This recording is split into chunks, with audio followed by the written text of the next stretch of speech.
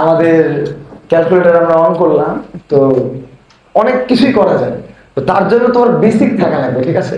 আর অনেক স্যার ম্যাডামরা অনেক সময় আমাদেরকে বলে ভালো ক্যালকুলেটর ব্যবহার না করতে, এটার সাথে আমি 100% না, এর 1000% উল্টা মত। যখন যেই প্রযুক্তি থাকবে তোমাকে সেই প্রযুক্তি ব্যবহার করতে হবে। মনে করো তুমি একটা বড় চোখের ডাক্তার, লেজার করে চোখের অপারেশন করা হয়, এখন তুমি গোড়া ডাক্তার, তুমি বলবে আমি না কেটে চোখের অপারেশনই করি না, কিন্তু 10টা চোখ কাটলে একটা চোখ নষ্ট হয়, কোনো দরকার আছে? কারণ যখন যেই টেকনোলজিটা আপগ্রেডেড তোমাকে ওটা ব্যবহার করতে হবে না। তো যেই জিনিসে তোমার ব্রেন খরচ করার দরকারই নাই, ওখানে তোমার ব্রেন খরচ করার দরকার নাই, তো ওই টাইমে তুমি অন্য কিছু নিয়ে ভাবো, অন্য কিছু পড়ো, ঠিক আছে? তাই ক্যালকুলেটারের সর্বোচ্চ ব্যবহার জানা উচিত, দায়িত্ব। তো ঠিক আছে, তাহলে এটা দিয়ে অন করতে হয়। আর সবাই একটু খেয়াল করো, যে কোনো টাইমে যদি ক্যালকুলেটরের মোড উল্টাপাল্টা হয়ে যায়, তাহলে এই শিফট তারপরে হচ্ছে রিসেট, এখানে 3 দিয়ে দিলে সব কিছু ক্লিয়ার হয়ে যাবে। ওকে, এইভাবে করে তুমি মোড রিসেট করতে পারো। সবাই পারো তো?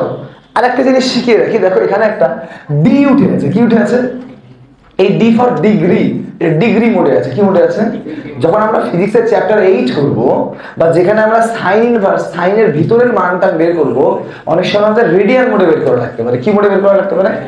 যদি আমরা রেডিয়ান মোড করতে হয়, তাহলে শিফট মোড মেনু, তাহলে সেটআপ আসবে। সেটআপের মধ্যে অ্যাঙ্গেল ইউনিট 2G আসবে, আসলো। এর মধ্যে দেখো ডিগ্রি, রেডিয়ান, গ্রেডিয়েন্ট আছে, 2 দিলে আর হয়ে গেল, মানে রেডিয়ান মোডে চলে গেল কথা। ওকে, দিয়ে আবার তুমি মোড চেঞ্জ করতে যাচ্ছ, কোনো ঝামেলা নাই, চুপচাপ খালি রিসেট মারবা, সব আগের অবস্থায় চলে যাবে কথা। ওকে, এরপরে মনে করো, ধরো তুমি একটা অ্যাঙ্গেল বের করবা। কি বের করবা? ধরো একটা অ্যাঙ্গেল বের করলা, সাইন ইনভার্স 0.56 সমান, তাহলে একটা অ্যাঙ্গেল বেরোল না 34.05। তো অনেক সময় এমসিকিউ এ 0.05 না এসে মিনিট, সেকেন্ড, আওয়ার এই আকারেও উত্তর আসে। এবং একটা সিম্পল জিনিস না জানার কারণে আমাদের হয়তো সিকিউরিটি পরীক্ষা থেকে আরো 6 নাম্বারও চলে যেতে পারে। কিচ্ছু করতে হবে না, এখানে দেখো একটা কমা কমা কমা দিয়ে বোতাম আছে, তোমরা কি খুঁজে পাচ্ছ? এই টিপুন, তাহলে 34 ডিগ্রি 3 মিনিট 20 এত সেকেন্ড, একবারে সব হয়ে গেল। কথা কি ক্লিয়ার? তাহলে এই ডিগ্রির বোতামটা সম্পর্কে ওকে। ওকে, আচ্ছা, এরপরে আসি যেটা না ব্যবহার করলে আমি গালাই স্টুডেন্টদেরকে। ফিজিক্সের 95% অঙ্কে ভগ্নাংশ টাইপের জিনিস অ্যান্সার উত্তর করতে হয়, অবশ্যই তোমরা ভাগিন ভাগিন ব্যবহার করবো না, তোমরা এটা ব্যবহার করবো, তাহলে তোমার ভুল হবে না, তুমি চেক করতে পারবে, এটা মাস্ট। আমার স্টুডেন্টকে যদি আমি কখনো কোনো পরীক্ষার টাইমে দেখেছি এটা ব্যবহার না করে ব্র্যাকেট ম্যাকেট দিয়ে ভাগ করছো, ধরে আছাড় মারবনি, একবারে পরীক্ষার মধ্যে আছাড় মারবনি, এইভাবে করে লিখবা, তাহলে তোমার ভুল হবে না কখনো। কথা কি বুঝতে পেরেছো? মানে এই চিহ্নটা দিবা। এখন মনে করো তুমি উপরে ধরো সাইন 30, ওকে, আর নিচে ধরো 100 × 5 এরকম সমান দিলে এত সুন্দর উত্তর চলে আসে। অনেকে আবার এটাকেও ঠিক করতে পারে না, দিয়ে বলে এই কঠিন। এটাকে ঠিক করার জন্য বেশি কিছু না, এখানে একটা SD বোতাম আছে। কি বোতাম আছে? সুন্দর করে SD বোতামটা, হ্যাঁ কথা। ওকে, এগুলো নিয়ে উদ্বিগ্ন হওয়ার কিছু নাই। আবার তুমি SD টিপো, আবার আগে অবস্থা ঠিক। এগুলা জেনারেল রিসার্চ, যেগুলো আমাদের জানতেই হবে। এরপরে আমরা সব থেকে ইম্পর্টেন্ট জায়গায় আসি, সব থেকে ইম্পর্টেন্ট জায়গা যেটা দিয়ে আমাদের প্রথম শুরু করতে হয়, ইকুয়েশন সলভ করা। কি করা? ইকুয়েশন সলভ করা। তো একটু প্র্যাকটিক্যাল ইকুয়েশন হলে মনে হয় আমাদের ভালো হয়। তো একটু প্র্যাকটিক্যাল ইকুয়েশন যদি আমরা দেখি, আমি এখানে তোমাদের জন্য রেডি করে রেখেছি। আচ্ছা, প্র্যাকটিক্যাল ইকুয়েশন, এই ধরো এটা একটা বড় ইকুয়েশন, কিন্তু দেখো বড় ইকুয়েশন না, তোমরা মহাকর্ষ অধ্যায় যেহেতু পড়ছো, সামনের দিন পরীক্ষা, এই কোশ্চেন থেকে, এই লাইন থেকে আমি কোশ্চেন করছি, লিখ করে তোমাদেরকে দিলাম আর কি, ঠিক আছে?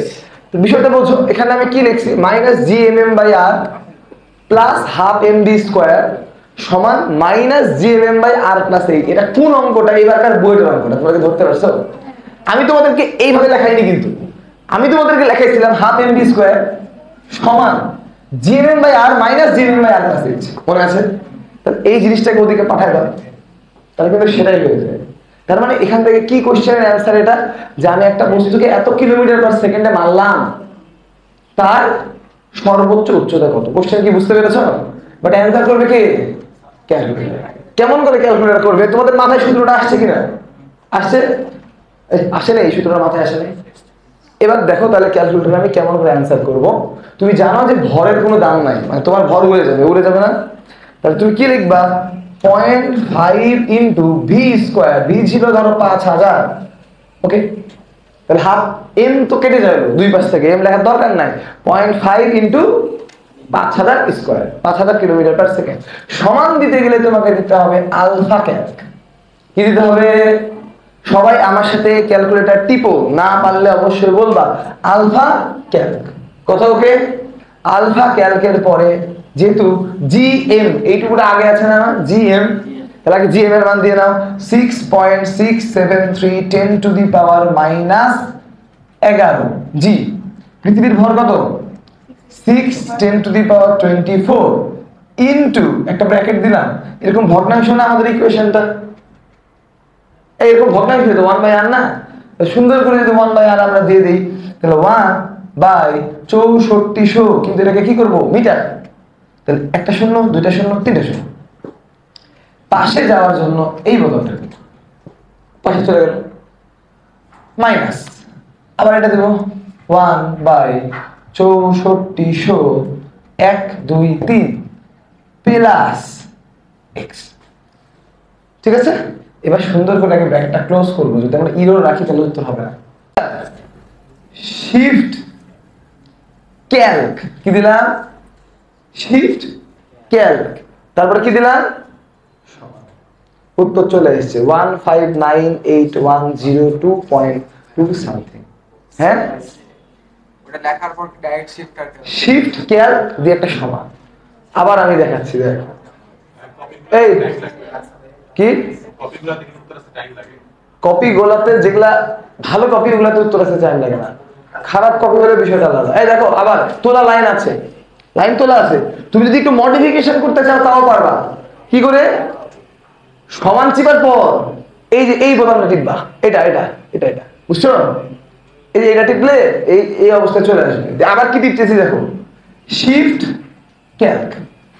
এটা কিন্তু উত্তর না। এই শিফট ক্যালক কি করে আমি বলি, ওই যে ধরো ট্রায়াল এন্ড এরর অ্যাপ্রোচে কাজ করে।